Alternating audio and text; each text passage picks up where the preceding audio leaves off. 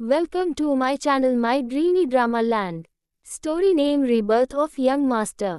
कहानी की शुरुआत होती है एक रहस्यमयी रात से जब शहर के सबसे पुराने हॉस्पिटल में अचानक एक अजीब सी एनर्जी महसूस होती है। डॉक्टर्स और नर्सेस सब चौंक जाते हैं क्योंकि एक 21 साल का लड़का जो पिछले 3 महीने से कोमा में था, उसकी अचानक हार्टबीट नॉर्मल हो जाती है और आंखें खुलते ही वो लड़का खुद को एकदम बदला हुआ महसूस करता है। उसका नाम था फैज, एक ऐसा नाम जो पहले सिर्फ लग्जरी लाइफस्टाइल और रॉयल एटीट्यूड से जाना जाता था, लेकिन अब उसकी आंखों में एक गहराई थी, जैसे वो सब कुछ पहले भी देख चुका हो, जैसे उसका कोई सीक्रेट मिशन हो, जैसे वो किसी बड़ी प्लानिंग में हो। नर्सेस जब उसके पास आती है तो वो उन्हें ध्यान से देखता है और बोलता है, मुझे पानी दो। उसकी आवाज़ में एक अजीब सी मैच्योरिटी थी, वो कोई आम लड़का नहीं लग रहा था। जब डॉक्टर उससे उसके नाम पूछते हैं तो वो साफ और कॉन्फिडेंट अंदाज में बोलता है, मैं फैज हूँ, फैज खान। डॉक्टर्स और उसकी फैमिली हैरान थी क्योंकि 3 महीने से ये लड़का कोमा में था और अब जैसे कोई नई पर्सनालिटी लेकर लौटा हो। उसके हाथ पर एक गैविड स्ट्रेंज बॉडी मार्क था जो पहले कभी किसी ने नहीं देखा था। वो निशान जैसे किसी प्राचीन शक्ति का प्रतीक हो और उस मार्क को छूते ही उसे पुराने जीवन की हल्की झलकियाँ दिखती है। पैलेस जैसी कोई जगह जहाँ वो तलवार लेकर लड़ रहा है, एक लड़की उसकी मौत के वक्त रो रही है और कोई उसे धोखा दे रहा है। ये सब बस कुछ सेकंड्स के लिए ही होता है, लेकिन वो समझ जाता है कि ये कोई ड्रीम नहीं बल्कि पास्ट लाइफ की मेमोरी है। उसके परिवार में उसका एक छोटा भाई डेनिश था जो हमेशा उसका साथ देता था और एक बड़ी बहन जरा जो बिजनेस संभालती थी। उनके पिता नवाब सरफराज खान थे जो एक रेप्यूटेड कंपनी के मालिक थे, खान इंडस्ट्रीज, जो फैशन और टेक दोनों इंडस्ट्रीज में टॉप लेवल पर थी। फैज को हमेशा बिजनेस वर्ल्ड से दूर रखा गया था क्योंकि उसके पेरेंट्स चाहते थे कि वो मेडिकल या लॉ फील्ड में जाए, लेकिन अब जो फैज हॉस्पिटल के बेड पर बैठा था वो पूरी तरह बदल चुका था। उसे अपनी पास्ट लाइफ की हर बात याद थी और इस बार वो सब कुछ ठीक करना चाहता था। उसी वक्त खान इंडस्ट्रीज में एक नई इंटर्न की ज्वाइनिंग होती है। उसका नाम था जोया। वो एक मिडिल क्लास फैमिली से थी और उसके पेरेंट्स ने बहुत मेहनत से उसे पढ़ाया था। जोया बेहद इंटेलिजेंट थी और परफेक्ट थी अपने काम में, उसके आइडियाज यूनिक थे और उसका डेडिकेशन सराहनीय था। ऑफिस में उसकी चर्चा होने लगी थी क्योंकि इतने कम समय में उसने जो इम्पैक्ट डाला वो रेयर था, लेकिन उसे नहीं पता था कि उसका सामना जल्द ही उस लड़के से होगा जो न सिर्फ उसका बॉस था बल्कि जिसकी किस्मत किसी सीक्रेट डेस्टिनी से जुड़ी थी। जोया का ड्रीम था अपने परिवार को एक अच्छी लाइफ देना और खान इंडस्ट्रीज में जॉब पाकर उसने पहला स्टेप ले लिया था। फैज जब हॉस्पिटल से घर लौटता है तो उसका एटीट्यूड पूरी तरह रॉयल हो चुका था। वो हर किसी को रिस्पेक्टफुली ट्रीट करता, लेकिन अंदर से वो किसी प्लानिंग में व्यस्त था। वो जानता था कि उसे क्या करना है। सबसे पहले उसने अपने फैमिली बिजनेस में इंटरेस्ट लेना शुरू किया। जरा और डेनिश हैरान थे कि अब वो खुद से बिजनेस मीटिंग्स अटेंड करता है और हर बात डिटेल में समझता है। नवाब सरफराज को अपने बेटे की ये चेंज पसंद आता है, लेकिन कहीं ना कहीं उन्हें फैज की आंखों की चमक और उसके सवालों से डर भी लगता है, जैसे वो कुछ और सोच रहा हो। फैज हर रोज मिरर में अपने हाथ का वो स्ट्रेंज मार्क देखता है और विस्पर करता है,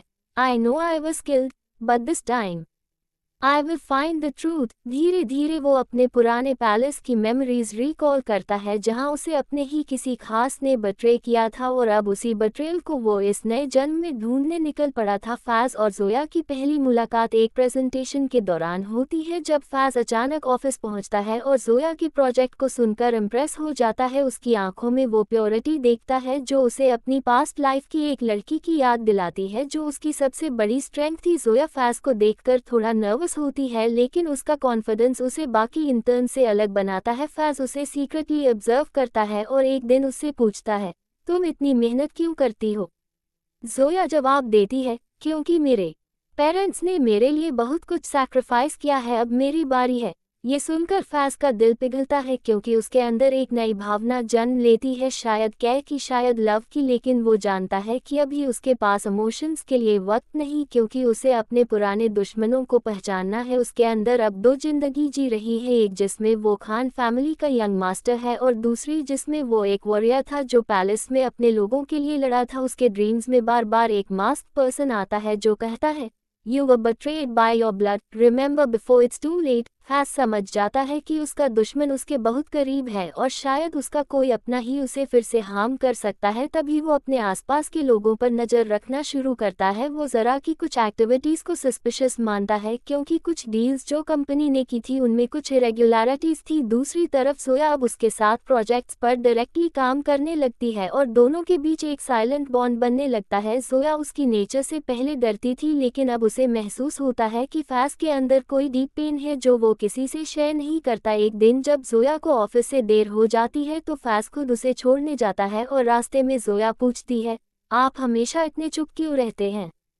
फैज हल्की सी मुस्कान देता है और कहता है, क्योंकि मेरी लाइफ में वो सब हुआ है जिसे बोलना आसान नहीं है। जोया उसकी बात समझ तो नहीं पाती, लेकिन उसकी आंखों में एक ट्रस्ट नजर आता है। उसी रात फैज को एक और विजन आता है जहां वो देखता है कि उसकी मौत एक सीक्रेट टनल में हुई थी और वहां कुछ डॉक्यूमेंट्स छुपे हुए थे। वो डिसाइड करता है कि उस जगह तक फिर से पहुंचना है, लेकिन अब कैसे?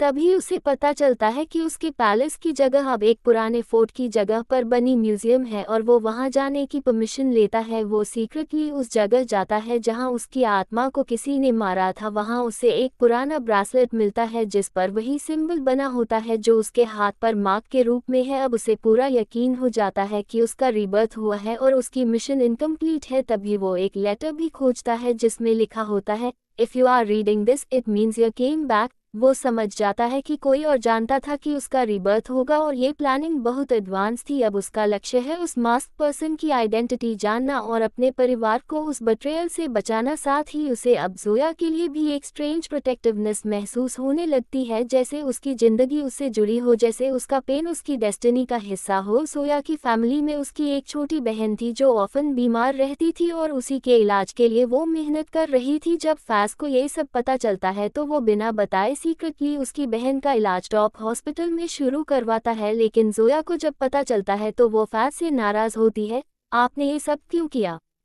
मैं किसी पर बोझ नहीं बनना चाहती। फैज उसे बस एक बात कहता है, सम रिस्पॉन्सिबिलिटीज आर बियॉन्ड लॉजिक, तुम नहीं समझोगी, और वहां से चला जाता है। लेकिन उस दिन के बाद जोया के दिल में भी उसके लिए एक जगह बनने लगती है। धीरे धीरे फैज अपने पूरे पुराने जीवन को पजल की तरह जोड़ने लगता है और उसे लगता है कि उसका सबसे बड़ा दुश्मन अभी भी एक्टिव है और वो फिर से उसे मारना चाहता है। एक रात पैलेस म्यूजियम में एक्सप्लोजन होता है और कुछ इंपॉर्टेंट हिस्टोरिकल रिकॉर्ड्स डिस्ट्रॉय हो जाते हैं, लेकिन फैज पहले ही कुछ क्लूज निकाल चुका था। वो समझता है कि ये सब उसी मास्क्ड एनिमी की प्लानिंग है जो नहीं चाहता कि फैज को उसकी मौत का सच पता चले। दूसरी तरफ जोया की लाइफ भी कॉम्प्लिकेटेड होने लगती है जब उसे ऑफिस में किसी सीनियर से हरासमेंट का सामना करना पड़ता है और वो बात किसी को नहीं बताना चाहती। लेकिन फैज को जब ये पता चलता है तो उसका गुस्सा फूट पड़ता है और वो डायरेक्टली उस आदमी को वार्न करता है, if you ever try to touch her again I will ruin your life. वो पहली बार अपने अंदर की फायर सबके सामने दिखाता है और तब लोग महसूस करते हैं कि ये वही फैज नहीं है जो 3 महीने पहले था। अब उसके अंदर कोई और सोल जाग चुकी है जो सिर्फ रिवेंज नहीं जस्टिस चाहती है। पार्ट 1 यही खत्म होता है जहां फैज मिरर के सामने खड़ा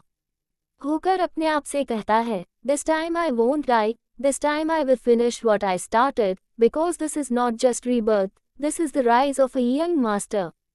Subscribe to my channel My Dreamy Drama Land. Rebirth of Young Master Part 2. Faiz की जिंदगी में अब सब कुछ बदल चुका था। उस रात के एक्सप्लोजन ने उसके अंदर एक नया डर पैदा कर दिया था, लेकिन उसके साथ साथ उसकी रिजॉल्व भी मजबूत हो गई थी। उसे पता था कि उसका दुश्मन अब भी कहीं छुपा हुआ था और उसे मारने के लिए किसी भी हद तक जा सकता था। फैज ने डिसाइड किया कि अब उसे सिर्फ अपनी फैमिली और खुद की सेफ्टी के लिए नहीं, बल्कि पूरे खान इंडस्ट्रीज और अपने पुराने जन्म की लेगेसी के लिए लड़ना होगा। जोया अब उसके करीब थी, लेकिन फैज को ये भी पता था कि उसे अपनी पूरी प्लानिंग और सीक्रेट दुनिया से दूर रखना होगा, क्योंकि जो भी सामने था वो पावरफुल और डेंजरस था। खान इंडस्ट्रीज में काम करते हुए फैज ने अपनी इंटेलिजेंस और शार्प एटीट्यूड से सभी को इम्प्रेस किया। उसकी नज़रें हर छोटी से छोटी डिटेल पर थीं। उसने अपनी सिस्टर ज़रा की सस्पिशियस एक्टिविटीज़ को गहराई से जांचना शुरू किया, क्योंकि उसे लगता था कि बट्रेयल का असली जड़ कहीं उसके अपने घर में हो सकता है। ज़रा का बिहेवियर अचानक से सीक्रेटिव हो गया था। वह अक्सर लेट मीटिंग्स करती, फ़ोन कॉल्स छुपाती और फैज से दूरी बनाकर चलती। फैज ने अपनी पास्ट लाइफ की मेमोरीज से सीख लेकर ये समझ लिया था कि सबसे बड़ा खतरा अंदर ही होता है। एक दिन फैज ने अपनी फैमिली को एक सीक्रेट मीटिंग में बुलाया। उसने अपनी डिस्कवरीज शेयर की और कहा, मुझे यकीन है कि हमारे बीच में कोई ऐसा है जो हमें नुकसान पहुंचा रहा है। हम सबको सावधान रहना होगा। डेनिश और नवाब सरफराज थोड़े डर गए, लेकिन फैज की सीरियसनेस को देखकर उन्होंने उसकी बात मान ली। जोया भी वहां आई और फैज ने उसे भी इस प्लान में शामिल किया क्योंकि वह अब उसकी सबसे भरोसेमंद पार्टनर बन चुकी थी। जोया की पर्सनल लाइफ भी अब बहुत मुश्किलों में थी। उसके ऑफिस में हरासमेंट वाली घटना की वजह से उसके आत्मविश्वास को चोट लगी थी, लेकिन फैज के सपोर्ट ने उसे मजबूती दी। फैज ने सीक्रेटली जोया के लिए लीगल एडवाइस और सपोर्ट अरेंज किया ताकि वह बिना डर के अपने काम में फोकस कर सके। जोया भी फैज की सीक्रेट वर्ल्ड को समझने लगी थी और उसका भरोसा फैज पर दिन ब दिन बढ़ रहा था। फैज ने पैलेस म्यूजियम में हुई एक्सप्लोजन की जांच के लिए खुद एक सीक्रेट इन्वेस्टिगेशन टीम बनाई। उसने पुराने रिकॉर्ड्स को दोबारा खोजने का काम शुरू किया और उसी दौरान उसे एक हिडन डायरी मिली जो उसके पास्ट लाइफ की एक खास इंसान की थी। उस डायरी में लिखा था कि बट्रेयल का मास्टरमाइंड कोई और नहीं बल्कि फैज के ही परिवार का एक करीबी मेंबर था। डायरी में क्लूज थे कि किस तरह एक मास्टर एनिमी ने फैज की मौत की प्लानिंग की थी और कैसे उसने पैलेस को तबाह करने की कोशिश की। फैज ने उस मास्टर एनिमी की पहचान करने के लिए अपने इंस्टिंक्ट्स और मेमोरीज को जोड़ा। उसे एहसास हुआ कि वो व्यक्ति अभी भी खान इंडस्ट्रीज के करीब था और उसे हर हाल में पकड़ना जरूरी था। फैज और जोया ने मिलकर अपनी प्लानिंग शुरू की। उन्होंने सीक्रेटली कैमरा सर्वेलेंस लगाए, मीटिंग्स रिकॉर्ड की और सस्पिशियस लोगों की एक्टिविटीज पर नज़र रखनी शुरू की। फैज की इंटेलिजेंस और जोया की डेडिकेशन ने टीम को एक नई ताकत दी। फैज ने अपने शरीर के उस स्ट्रेंज मार्क को भी और गहराई से समझने की कोशिश की। उसे पता चला कि वो मार्क एक एंशिएंट क्लैन का सिंबल था जो लॉयल्टी और जस्टिस का रिप्रेजेंटेशन करता था। फैज ने महसूस किया कि वो सिर्फ एक लड़का नहीं था बल्कि एक लेगेसी का बेरर था। इसी बीच फैज को हॉस्पिटल में एक अनएक्सपेक्टेड कॉल आया। उसकी कोमा से पहले की नर्स ने उससे कांटेक्ट किया और कहा कि उसे फैज से कुछ जरूरी बात करनी है। फैज ने तुरंत हॉस्पिटल जाकर उससे मुलाकात की। नर्स ने बताया कि कोमा से पहले फैज के इलाज में कुछ इरेगुलरिटीज हुई थी और किसी ने जानबूझकर उसका इलाज रोक दिया था ताकि उसकी मौत हो सके। ये सुनकर फैज का गुस्सा बढ़ गया। उसे समझ आ गया कि उसके दुश्मन ने उसकी मौत के पीछे मेडिकल कॉन्स्पिरेसी भी रची थी। फैज ने अपने फैमिली मेंबर्स को बताया कि अब वो खुद इन्वेस्टिगेशन करेगा और कोई भी इसे कवर अप नहीं कर पाएगा। जरा ने फैज की बातों को डिनाई किया, लेकिन फैज को अब उस पर शक और ज्यादा होने लगा था। डेनिश फैज का सपोर्ट करता था, लेकिन वो भी कंफ्यूज्ड था कि सच क्या है। फैज ने सीक्रेटली जरा की फ़ोन कॉल्स और ईमेल्स हैक की और पाया कि जरा किसी सीक्रेट ग्रुप से कांटेक्ट में थी जो खान इंडस्ट्रीज को नुकसान पहुंचाने की प्लानिंग कर रहा था।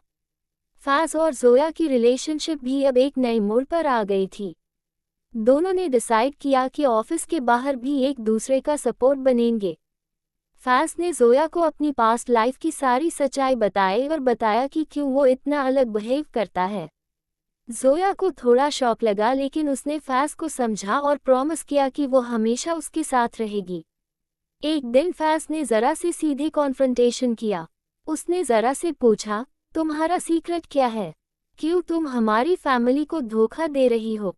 जरा ने डरते हुए कन्फेस किया कि उसने कुछ गलत डिसीजंस लिए थे, लेकिन वो फैज की सेफ्टी के लिए ऐसा कर रही थी। उसने कहा कि मास्टर एनिमी उसे थ्रेटन कर रहा था और अगर उसने विरोध किया तो उसकी फैमिली को नुकसान होगा। फैज ने जरा को समझाया कि सीक्रेट से प्रॉब्लम्स और बढ़ती हैं, अब सभी को मिलकर लड़ना होगा। फैज ने अपनी सारी ताकत इकट्ठा की और डिसाइडेड किया कि वह मास्टर एनिमी को एक्सपोज करेगा। उसने प्लानिंग की कि वो कंपनी के एनुअल गाला इवेंट में उस व्यक्ति को फंसाएगा। फैज और जोया ने सीक्रेट प्रूफ इकट्ठा किया, सर्वेलेंस वीडियोस और हैक्ड ईमेल्स को रेडी किया। इवेंट के दिन फैज ने पूरी फैमिली और बोर्ड मेंबर्स को बुलाया। उसने सभी के सामने सारे सबूत रखे और पूछा, अब कौन इस बट्रेयल का सामना करेगा? गाला में माहौल टेंस हो गया। जरा ने भी खुलकर फैज का साथ दिया। तभी एक शॉकिंग ट्विस्ट आया जब फैज ने अनाउंस किया कि मास्क एनिमी उसकी ओन अंकल है जो कंपनी को कंट्रोल करना चाहता था और उसे खत्म करने की कोशिश कर रहा था। पूरा फैमिली स्टंट था, लेकिन फैज के पास सारे प्रूफ्स थे। फैज ने पुलिस को भी इन्वॉल्व किया और अंकल को अरेस्ट करा दिया। इस जीत के बाद फैज ने महसूस किया कि उसका मिशन अभी खत्म नहीं हुआ था। उसे अब अपनी पास्ट लाइफ की पूरी ट्रूथ समझनी थी और अपने लिए एक नया भविष्य बनाना था। जोया उसकी सबसे बड़ी ताकत बन चुकी थी और दोनों ने मिलकर खान इंडस्ट्रीज को नई ऊंचाइयों पर ले जाने की ठानी। पार्ट 2 के अंत में फैज अपने ऑफिस की छत पर खड़ा था, आसमान की तरफ देख रहा था और कह रहा था, "This is just the beginning. The secret is out, the planning is set, and the real battle is yet to come. I am the reborn young master and this time, nothing can stop me." Subscribe to my channel My Dreamy Drama Land. Rebirth of young master part 3। Faiz अब बदल चुका था। अब वह सिर्फ Khan industries का मालिक नहीं, बल्कि एक ऐसा वॉरियर बन चुका था जिसे अपने पास्ट लाइफ का हर राज, हर बिट्रेयल और हर एनिमी को सामने लाना था। उसके चेहरे पर अब एक काम एटीट्यूड था, लेकिन उसके अंदर आग जल रही थी। जोया अब उसकी शैडो की तरह उसके साथ थी। दोनों ने अपनी रिस्पॉन्सिबिलिटीज को बखूबी निभाना शुरू कर दिया था। गाला इवेंट के बाद मीडिया में हर तरफ फैज की तारीफ हो रही थी। हेडलाइंस में लिखा था, "the return of the young master, mask betrayal exposed. Rebirth of young master part 4। Mask uncle की गिरफ्तारी के बाद खान इंडस्ट्रीज में एक नई हवा बहने लगी थी, लेकिन फैज को पता था कि दुश्मन सिर्फ वही एक नहीं था, उसके पीछे कोई और बड़ा मास्टरमाइंड था जो अब तक छुपा हुआ था। फैज ने जोया के साथ मिलकर कंपनी के पुराने कॉन्फिडेंशियल फाइल्स को एक्सेस किया, जिसमें एक शॉकिंग नेम सामने आया, राहील खुराना, एक बिजनेसमैन जो पहले खान इंडस्ट्रीज का साइलेंट पार्टनर हुआ करता था, लेकिन अब उसका नाम हर इलीगल डील में शामिल था। फैज को समझ आ गया कि उसे अपनी प्लानिंग को अगले लेवल तक ले जाना होगा और उस मास्टरमाइंड को खत्म करना ही होगा।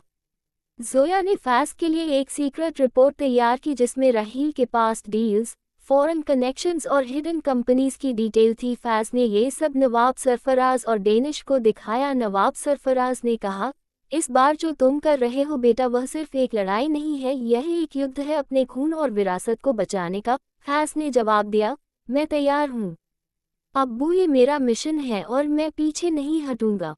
इसी दौरान जोया को एक स्ट्रेंज कॉल आई जिसमें किसी ने उसे वार्न किया कि अगर उसने फैज का साथ देना बंद नहीं किया तो उसका पूरा परिवार बर्बाद कर दिया जाएगा। जोया डर गई, लेकिन उसने वो बात फैज से छुपा ली क्योंकि वह नहीं चाहती थी कि उसका फोकस कमजोर हो। एक दिन जब फैज अपने पैलेस के पुराने बेसमेंट में गया तो उसे वहां एक लॉक्ड वॉल्ट मिला। वॉल्ट पर वही सिंबल था जो उसके आर्म पर बर्थ मार्क की तरह बना था। उसने अपने पेंडेंट को निकाला जो उसे बचपन में उसकी माँ ने दिया था, और जैसे ही उसने पेंडेंट वॉल्ट के स्लॉट में डाला, वॉल्ट खुल गया।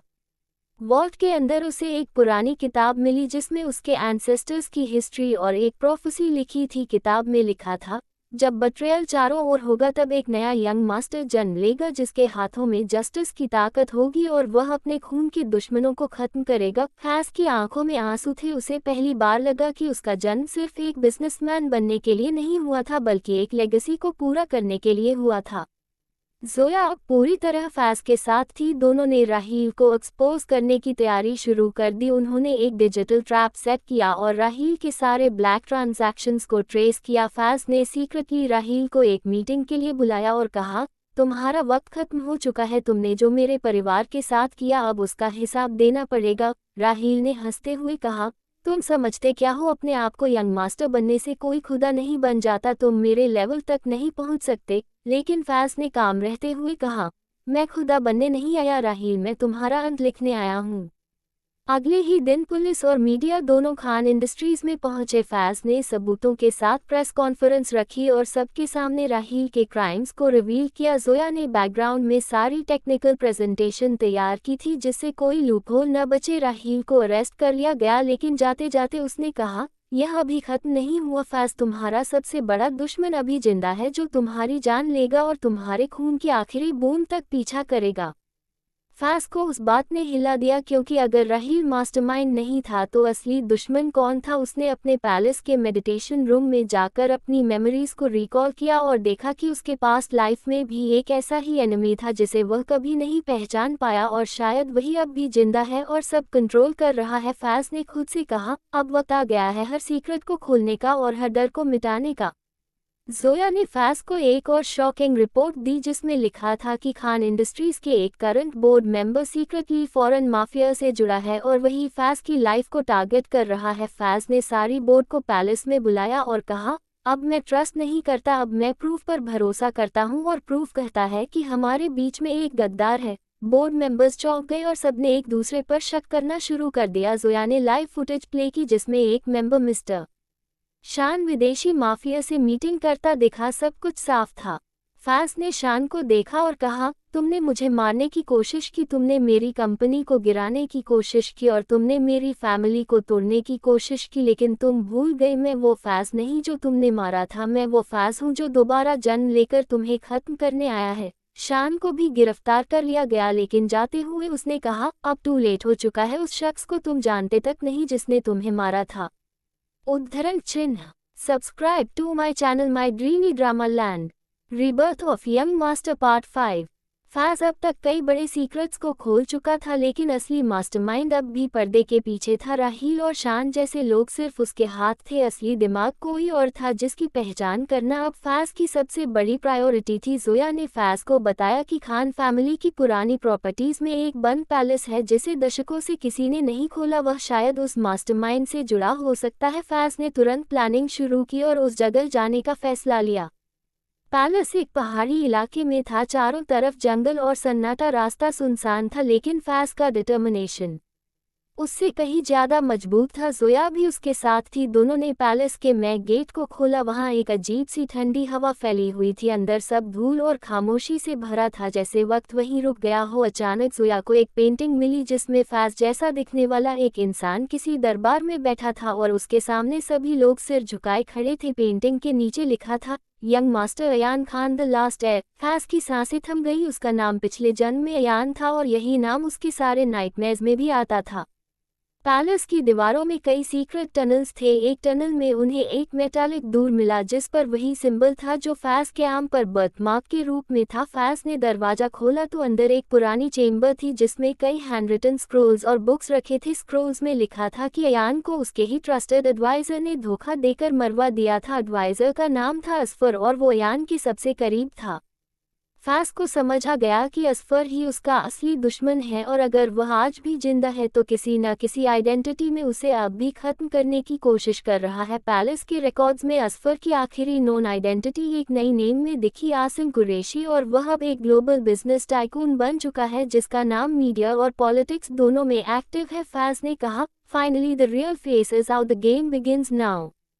फैज़ और जोया ने आसिम कुरैशी को ट्रैप करने के लिए एक स्मार्ट बिजनेस डील की प्लानिंग की। फैज़ ने अपने कॉन्टैक्ट्स के जरिए उसे एक डील में इनवाइट किया और उसके सामने खुद को एक न्यू इन्वेस्टर की तरह प्रेजेंट किया। जोया अंडरकवर मोड में थी और सारी रिकॉर्डिंग्स कर रही थी। मीटिंग के दौरान आसिम की नज़र बार बार फैज़ की तरफ जाती रही जैसे वह उसे पहचानने की कोशिश कर रहा हो। फिर अचानक उसने कहा, तुम्हारी आंखों में मैंने वो आग पहले भी देखी है, शायद तुम वही हो जिसे मैंने खुद मारा था। फैज़ ने मुस्कुराकर कहा, और इस बार मैं तुम्हें खत्म करूंगा असफर। आसिम अब समझ गया कि फैज़ वही अयान है। उसका चेहरा गुस्से से भर गया। उसने कहा, तुम्हें अंदाजा नहीं कि मैं कौन हूँ। मैं सिर्फ एक इंसान नहीं, मैं एक हिस्ट्री हूँ जो बार बार वापसी करता है। तुम्हारे जैसे लोग मुझे रोक नहीं सकते। लेकिन फैज़ का एटीट्यूड अब अनशेकेबल था। उसने कहा, हिस्ट्री तभी तक रिपीट होती है जब तक कोई उसे रीराइट न करे और मैं वो बदलाव लाने आया हूँ। फैज़ ने पुलिस और इंटेलिजेंस एजेंसीज को इन्वॉल्व किया। जोया ने सारी एविडेंस इकट्ठा कर दी। एक प्रेस कॉन्फ्रेंस में फैज़ ने सबके सामने आसिम का असली चेहरा दिखाया, उसकी पुरानी आइडेंटिटी और सारे इलीगल इंटरनेशनल डील्स को प्रूफ के साथ रखा। पूरा देश चौंक गया और आसिम को अरेस्ट कर लिया गया लेकिन जाते जाते उसने कहा, तुमने मेरी बॉडी को बंद किया है, मेरा शैडो अब भी जिंदा रहेगा, तुम्हारा युद्ध अभी खत्म नहीं हुआ। फैज़ खान फैज़ को अब एहसास हुआ कि सिर्फ एक इंसान को ख़त्म करना काफ़ी नहीं, उसकी सोच और उसकी लेगेसी को ख़त्म करना ज़रूरी है। फैज़ ने खान इंडस्ट्रीज़ में एक नई पॉलिसी शुरू की जिसमें corruption free leadership, public partnership और यूथ इनोवेशन को बढ़ावा दिया गया। जोया को उसने हेड ऑफ स्ट्रैटेजी बनाया और दोनों ने मिलकर एक नया एम्पायर खड़ा करने का वादा किया। एक शाम फैज़ और जोया पैलेस के उसी पुराने रूफटॉप पर खड़े थे। जोया ने पूछा, अब क्या? फैज़ ने आसमान की तरफ देखते हुए कहा, अब मैं फिर से जन्म नहीं लूँगा क्योंकि इस बार मैंने अपना अधूरा काम पूरा कर लिया है। This is the real rebirth of the young master. Subscribe to my channel my dreamy drama land. Rebirth of young master part 6। Faiz की जिंदगी अब एक नए दौर में प्रवेश कर चुकी थी। खान एम्पायर करप्शन से मुक्त हो चुका था। असफर उर्फ आसिम कुरैशी को सज़ा मिल चुकी थी, लेकिन फैज़ जानता था कि दुनिया सिर्फ एक एनिमी को ख़त्म कर देने से सेफ नहीं हो जाती। जोया के साथ अब वह एक नई लेगेसी की प्लानिंग कर रहा था, एक ऐसी फ्यूचर प्लानिंग जो न सिर्फ उसके खानदान को बल्कि देश को भी फ़ायदा पहुँचाएगी। पैलेस अब फिर से रेनोवेटेड हो चुका था। वो सिर्फ एक हेरिटेज साइट नहीं बल्कि खान एम्पायर का नई हेडक्वार्टर्स बन गया था। एक ग्रैंड इनॉग्रेशन इवेंट रखा गया जिसमें देश के बड़े बड़े लीडर्स, इंडस्ट्रियलिस्ट्स और फॉरेन इन्वेस्टर्स आए। फैज़ और जोया दोनों ट्रेडिशनल आउटफिट्स में पहुंचे और लोगों की तालियों के बीच उन्होंने नए एम्पायर का बैनर रिवील किया, द फीनिक्स प्रोजेक्ट, जिसका मोटो था राइज बियॉन्ड लिमिट्स। इस प्रोजेक्ट के तहत यूथ एंटरप्रेन्योर्स, टेक इनोवेशन और सोशल वेलफेयर को एक साथ जोड़ा गया। इसी इवेंट के बीच मीडिया ने फैज़ से पूछा, अब जब सब कुछ स्टेबल है तो आपकी पर्सनल लाइफ का क्या प्लान है? फैज़ ने मुस्कुराकर जोया की तरफ देखा और सबके सामने कहा, जब से मैंने दूसरी बार जन्म लिया है तब से मेरी लाइफ में एक शैडो है जिसने हर मोड़ पर मेरा साथ दिया है। आज मैं उसी शैडो को अपनी ज़िंदगी बनाना चाहता हूँ। पूरा हॉल तालियों से गूंज उठा और फैज़ ने जोया को प्रपोज कर दिया। जोया की आंखों में आंसू थे। उसने यस कहा और दोनों की एंगेजमेंट की घोषणा उसी दिन हुई। एंगेजमेंट के कुछ दिन बाद एक पुराने दुश्मन का मैसेज आया। एन्क्रिप्टेड फॉर्मेट में लिखा था, तुमने समझा था कि असफर ही सब कुछ था, असली मास्टरमाइंड तो अब सामने आएगा जो सिर्फ तुम्हें नहीं तुम्हारी सोल को मिटा देगा। फैज़ ने उस मैसेज को पढ़कर कामली कहा, let him come now, I don't fear shadows, I control them. लेकिन जोया थोड़ा चिंतित थी। उसने कहा, फैज़ हम अपनी शादी के बारे में सोच रहे हैं और ये लोग फिर से डर पैदा कर रहे हैं। फैज़ ने उसका हाथ पकड़ा और कहा, हम डर से नहीं जीते जोया, हम उसे ख़त्म करते हैं। शादी का वेन्यू रॉयल था, उसी पैलेस के ग्रैंड कोर्टयार्ड में जहां कभी बट्रेल हुआ था। अब वही जगह प्रॉमिस की साक्षी बनने जा रही थी। देश भर की मीडिया और खास लोग वहां मौजूद थे। जोया और फैज़ दोनों रॉयल ड्रेस में थे। जोया की स्माइल सबको साफ बता रही थी कि उसने अपने जीवन का सबसे मजबूत इंसान पा लिया है। शादी पूरी होते ही आकाश में फायरवर्क्स हुए और लोग नारे लगाने लगे, long live the young master and his queen. शादी के बाद फैज़ और जोया हनीमून के लिए एक प्राइवेट आइलैंड पर गए। वहां फैज़ ने जोया को बताया कि उसने एक न्यू इंटेलिजेंस यूनिट बनाई है, द फीनिक्स आइज, जो दुनिया भर में उन लोगों पर नज़र रखेगी जो पावर का गलत इस्तेमाल करते हैं। जोया ने कहा, ये तो एक साइलेंट वॉर है। फैज़ ने कहा, एग्जैक्टली, और इस बार मैं पहले वार करूंगा। एक दिन आइलैंड पर ही फैज़ को एक कॉल आया लंदन से। खान इंडस्ट्रीज के यूरोप ब्रांच में कोई इनसाइडर पैसे लीक कर रहा था। फैज़ और जोया ने हनीमून बीच में छोड़कर लंदन के लिए उड़ान भरी। वहां पहुंचते ही उन्होंने पूरी टीम को इंटेरोगेट किया और जल्द ही पता चला कि वहां काम कर रहा एक इंटर्न लीडर जिसे खुद जोया ने रिक्रूट किया था, वो ही मोल थी। जोया शॉक में थी। उसने कहा, मैंने उसे ट्रेन किया था, उसे अपना रिफ्लेक्शन समझा था। फैज़ ने कहा, और यही सबसे खतरनाक होता है जब बट्रेयल क्लोज से आता है। लेलर को जब कन्फ्रंट किया गया तो उसने साफ कहा, मैं किसी और के लिए काम कर रही थी जो खुद को शैडो किंग कहता है। उसने कहा कि तुम उसका सब कुछ छीन चुके हो और अब वो तुम्हें मिटाना चाहता है। फैज़ को एहसास हुआ कि शैडो किंग ही वो असली मास्टरमाइंड है जो असफर को कंट्रोल करता था और जिसने लेलर जैसे लोगों को प्लांटेड किया। फैज़ ने जोया से कहा, अब ये गेम इंटरनेशनल हो चुका है, अब हमें खान एम्पायर को ग्लोबल शील्ड में बदलना होगा। जोया ने कहा, then let's do it together. इसके बाद उन्होंने फीनिक्स आइज को एक्टिवेट किया और दुनिया के हर कोने से इंफॉर्मेशन कलेक्ट करनी शुरू कर दी। एक नई चैप्टर की शुरुआत हो चुकी थी जिसमें अब फैज़ सिर्फ एक बिजनेसमैन नहीं बल्कि एक ग्लोबल प्रोटेक्टर बन चुका था। लंदन के पैलेस बालकनी से फैज़ और जोया नीचे सिटी लाइट्स को देखते हुए खड़े थे। फैज़ ने कहा, this is not just rebirth, this is the rise of a legend, Zoya ने कहा, और अब हमें कोई नहीं रोक सकता। Subscribe to my channel my dreamy drama land. Rebirth of young master part 7। London में खान एम्पायर की फाउंडेशन अब पहले से ज़्यादा मजबूत हो चुकी थी। फैज और जोया हर दिन नई स्ट्रैटेजीज बना रहे थे। उनकी यूनिट फीनिक्स आइज ने कई हिडन थ्रेट्स को खत्म किया, लेकिन एक नाम अब लगातार उनकी रिपोर्ट्स में आ रहा था, शैडो किंग। वो कोई ऐसा नहीं था जिसे कैमरास पकड़ पाएं या जिसके कोई फिंगरप्रिंट्स हो। वो सिर्फ एक मिथ की तरह था, लेकिन उसका असर बहुत रियल था। जोया ने फैज को बताया कि लेलर को अरेस्ट के बाद जब क्वेश्चनिंग की गई तो उसने एक ही बात दोहराई, शैडो किंग तुम्हारा अंत है। वो तुम्हें जानता है, तुम्हारी आत्मा तक को। फैज ने उसी रात पैलेस की सीक्रेट चेंबर में मेडिटेशन शुरू किया। वहां उसने फिर से अपने पिछले जन्म की इनकम्प्लीट विजन्स देखी, एक मास्क फिगर, एक युद्ध, एक बट्रेल और फिर एक मंत्र। नाश के बीच वही बॉन्ड है जिनके पास समय से ज्यादा अहंकार होता है। फैज को यकीन हो गया कि शैडो किंग वही मास्क फिगर है जिसने उसके पास्ट में यान को मारा था, और अब वो दोबारा लौटा है, एक इमॉर्टल एंटिटी की तरह जो हर जनरेशन में एक नया रूप लेता है। फैज ने अपने स्पिरिचुअल गुरु से संपर्क किया, जिन्होंने कहा, तुम्हारी आत्मा पुरानी है और उसका शत्रु उससे भी पुराना। तुम्हें शैडो किंग से लड़ने के लिए सिर्फ प्लानिंग नहीं, आत्मबल और पूर्ण सत्य चाहिए। फीनिक्स आइज की एक एलीट मेंबर, डॉक्टर ईवा ने एक शॉकिंग रिसर्च दी। फैज को shadow king doesn't die, he transfers from one soul to another, और अगला टारगेट वो फैज की सोल को बनाना चाहता है ताकि उसके जरिए पूरे एम्पायर को कंट्रोल किया जा सके।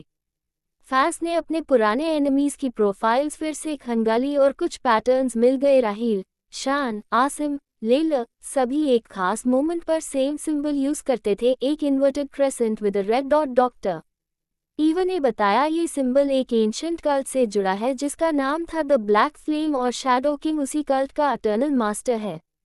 जोया ने कहा, हमारे बीच भी कोई हो सकता है जो इस कल्ट का हिस्सा हो और अब भी हम पर नजर रखे हुए है। फैज ने फीनिक्स आइज के अंदर इंटरनल स्कैन शुरू करवाया और शॉकिंग ट्विस्ट सामने आया। एक ट्रस्टेड ऑफिसर, रायन, जो चाइल्डहुड से फैज के साथ था, वही लीक कर रहा था। रायन को जब कन्फ्रंट किया गया, उसने कहा, मैंने शैडो को देखा है और तुम सिर्फ उसका पॉन हो। तुम्हें नहीं पता तुम कौन हो। तुम्हारी सोल में एक और चेहरा है, एक हिडन ट्रूथ जिसे तुम छू भी नहीं पाए हो। फैज ने गुस्से में कहा, तुमने मेरे साथ धोखा किया। रायन बोला, नहीं, मैं तुम्हें बचा रहा था। तुम खुद उस डार्क सोल के हिस्से हो जिसे तुम खत्म करना चाहते हो। ये सुनते ही जोया पीछे हट गई। उसने कहा, क्या मतलब? रायन ने कहा, फैज का रिबर्थ एक कर्स भी है, उसे डिस्ट्रॉय करने के लिए नहीं बल्कि शैडो किंग को कंटेन करने के लिए किया गया था, और अब उसकी आत्मा अवेकनिंग की कगार पर है। फैज कंफ्यूज्ड था। उसने खुद से कहा, क्या मैं वही हूँ जिसे मैं खत्म करना चाहता हूँ? तभी एक मिरर के सामने उसे खुद का रिफ्लेक्शन अलग नजर आया, लाल आंखें, डार्क ऑरा और वही सिंबल उसके फॉरहेड पर जो कल्ट का था। उसका माइंड शैटर हो गया। वो जमीन पर गिर पड़ा और जोर से चिल्लाया, नहीं, ये पॉसिबल नहीं। जोया दौड़कर उसके पास आई। उसने फैज को संभालते हुए कहा, मैं तुमसे प्यार करती हूँ, चाहे तुम कोई भी हो, पास्ट जो भी रहा हो, तुम आज जो हो वो मेरे लिए सबसे कीमती है। लेकिन अब फैज की आंखें बदल चुकी थी, उसमें वो डार्कनेस झलक रही थी जिसे वो खत्म करना चाहता था। Subscribe to my channel my dreamy drama land. Rebirth of young master part 8। Faiz अब एक ऐसे मोड़ पर खड़ा था जहां सच्चाई किसी तलवार से कम नहीं थी। शैडो किंग कोई बाहर का दुश्मन नहीं था, बल्कि वो उसी के अंदर बसा हुआ था। वो डार्कनेस जो सदियों से उसकी सोल में बंद थी अब जाग चुकी थी। जोया के लिए ये सबसे मुश्किल वक्त था, क्योंकि वो सिर्फ एक वाइफ या पार्टनर नहीं बल्कि अब एक सोल गार्डियन भी बन चुकी थी। जोया को स्पिरिचुअल मास्टर्स ने बताया कि हर महान आत्मा को बैलेंस की जरूरत होती है। अगर फैज की आत्मा में डार्कनेस है तो जोया उसका लाइट है और वही उसका एकमात्र एंकर बन सकती है। फैज ने खुद को एक आइसोलेशन चेंबर में बंद कर लिया, जहां उसने अपनी सोल्स ड्युअलिटी को समझने और कंट्रोल करने का प्रयास शुरू किया। चेंबर के अंदर फैज ने एक इनर जर्नी शुरू की जिसमें उसे पास्ट लाइफ की कई पेनफुल विजन्स दिखी, कैसे अयान के अंदर एरोगेंस और पावर के कारण डार्कनेस ने उसे कंज्यूम किया, कैसे बिट्रेयल के बाद उसकी सोल स्प्लिट हो गई, एक हिस्सा प्रोटेक्टर बना और दूसरा हिस्सा शैडो किंग। जोया बाहर उस चेंबर की रक्षा कर रही थी, लेकिन cult of the black flame अब पूरी तरह जाग चुकी थी। शैडो किंग की रिटर्न की खबर सुनकर कल्ट के बाकी मेंबर्स लंदन पहुंच गए। उन्होंने फैज को मारने नहीं बल्कि उसे शैडो किंग के रूप में एक्सेप्ट करने का मिशन शुरू कर दिया। सिटी में केओस फैलने लगा। इंटेलिजेंस एजेंसीज हेल्पलेस थी क्योंकि अटैकर्स किसी नोन आइडेंटिटी में नहीं थे। फीनिक्स आइज के कई मेंबर्स इंजर्ड हो चुके थे। जोया ने एक डिसीजन लिया। उसने पैलेस के सीक्रेट वॉल्ट से एक फॉरबिडन स्क्रॉल निकाला जिसमें एंशिएंट सोल कनेक्शन रिचुअल का वर्णन था। अगर वो रिचुअल पूरा होता है तो जोया फैज की डार्कनेस को अब्सॉर्ब कर सकती है, लेकिन इसकी कीमत उसकी खुद की लाइफ हो सकती है। उसने फैज को लास्ट टाइम चेंबर में देखा और सॉफ्टली कहा, if I lose you I lose everything, but if you lose yourself the world loses it's last hope. रात के तीसरे पहर जोया ने रिचुअल शुरू किया। चैंट्स और एनर्जी वेव्स पैलेस के हर कोने में फैल गई। फैज के अंदर बैठा शैडो किंग जाग चुका था। उसकी आंखें पूरी तरह लाल थी। उसने कहा, तू कौन है जो मुझे रोक सके? मैं तेरा पास्ट, तेरा ब्लड, तेरा कर्स हूँ। जोया ने आंखों में आंसू लिए कहा, तू उसका पास्ट है लेकिन मैं उसका फ्यूचर हूँ। शैडो किंग ने फैज के शरीर के माध्यम से जोया पर हमला किया, लेकिन जोया ने चांट करते हुए कहा, I call upon the soul of light, bind the shadow within love। अचानक तेज रोशनी फैली। फैज का शरीर कांपने लगा और वो दो भागों में स्प्लिट हो गया, एक डार्क फैज और एक प्योर फैज। डार्क वर्जन ने कहा, मुझे रोककर तुमने अपना एंड शुरू किया है। प्योर फैज ने जोया को देखा और कहा, let's end this together. Zoya ने फैज का हाथ पकड़ा और दोनों ने मिलकर फाइनल चांट बोला, from ashes to ashes, from shadow to light, we seal the king with souls might. पूरा चेंबर एनर्जी में एक्सप्लोड हो गया। डार्कनेस चीखते हुए दम तोड़ती गई। शैडो किंग की फाइनल स्क्रीम पैलेस की दीवारों को हिला गई और फिर सब शांत हो गया। सुबह पैलेस के अंदर ब्रोकन पिलर्स, कोलैप्स्ड वॉल्स और बर्न कर्टन्स थे, लेकिन बीच में जोया और फैज अनकॉन्शियस पड़े थे। कुछ घंटों बाद फैज की आंख खुली। उसने देखा कि जोया उसकी बाहों में है, लेकिन बहुत कमजोर। फैज ने रोते हुए कहा, don't leave me please. Zoya ने धीमे से कहा, मैंने तुझ में उजाला देखा है, उसी के लिए जिंदा रहूंगी। फीनिक्स आइज की टीम ने दोनों को हॉस्पिटल पहुंचाया। रिकवरी में हफ्तों लग गए। फैज ने खुद से वादा किया, अब कोई रीबर्थ नहीं, अब सिर्फ रीबिल्डिंग होगी। उसने कल्ट की बची हुई शाखाओं को ग्लोबली हंट करने का मिशन शुरू किया। फीनिक्स आइज अब फीनिक्स लेगेसी बन चुकी थी, जिसमें जोया ऑनररी चेयरपर्सन बनी और फैज वर्ल्ड यूथ को लीड करने वाले one of the youngest spiritual business legends बने। Subscribe to my channel my dreamy drama land. Like my video, do comment, share my video.